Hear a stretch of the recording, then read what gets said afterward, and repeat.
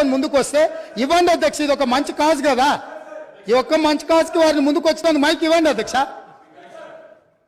గౌరవ కేటీఆర్ గారు. స్పీకర్స్ ఆయనకు బ్రేక్ తీసుకోవాలంటే బ్రేక్ తీసుకోమన్నాడు సార్, మాకేం అభ్యంతరం లేదు. మాట్లాడి అలసిపోయినట్టున్నారు, మాకేం అభ్యంతరం లేదు. కానీ అధ్యక్ష వారేదో కొత్తగా ఏదో చేసినట్టు డ్రగ్స్ విషయంలో అధ్యక్ష మా ముఖ్యమంత్రి గారు మా గౌరవ పెద్దలు మా పార్టీ అధ్యక్షులు ఈరోజు లీడర్ ఆఫ్ ఆపోజిషన్ కేసీఆర్ గారు వారు పాపం మరి ఫాలో అవుతారా లేదా వార్తలు నాకు తెలియదు. కానీ సివి ఆనంద్ గారు అనే అడిషనల్ డైరెక్టర్ జనరల్ ఆఫ్ పోలీస్ని టిఎస్ న్యాబ్ అనేది ఏర్పాటు చేసిందే మా ప్రభుత్వం. Telangana state anti narcotics bureau ఏర్పాటు చేసిందే మా ప్రభుత్వం. ఏర్పాటు చేయడమే కాదు, సివి ఆనంద్ గారిని అపాయింట్ చేయడమే కాకుండా దాదాపు 9 నెలల కిందటనే ఆ కార్యాచరణ కూడా ప్రారంభించి మొత్తం అన్ని జిల్లాల ఎస్పీలు, ఇప్పుడు వారు చెప్పారు కదా ముఖ్యమంత్రి గారు, మొత్తం ఒక పూచిక పుల్ల గదులొద్దు, అసలు గంజాయి అనేది కనబడొద్దు అన్న మాట ఏదైతే వారు చెప్పినారు అధ్యక్ష. పంజాబ్ గురించి కూడా గొప్పగా చెప్పారు అధ్యక్ష. మరి పంజాబ్లో నిన్న మొన్నటి దాకా ఉన్నది కాంగ్రెస్ ప్రభుత్వమే అధ్యక్ష, వారు మర్చిపోయినట్టున్నారు.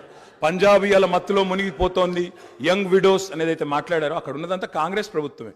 ఉడతా పంజాబ్ అనే సినిమా వచ్చింది కూడా మీ కాంగ్రెస్ ప్రభుత్వంలోనే, అది కూడా తెలుసుకోండి అధ్యక్ష. భిన్నాభిప్రాయం ఉంది అన్నారు, ఎక్కడుంది అధ్యక్ష భిన్నాభిప్రాయం? అధ్యక్ష మేము ఒకవేళ భిన్నాభిప్రాయం ఉంటే మా ప్రభుత్వం ఎందుకు పెడుతుంది అధ్యక్ష? Telangana state anti narcotics bureau ఎందుకు పెడుతుంది? ఎందుకు సివి ఆనంద్ లాంటి కాంపిటెంట్ ఆఫీసర్ని పెడుతుంది? సరే మీరు తీసేసింది అలా ఆయన, అది వేరే విషయం. కానీ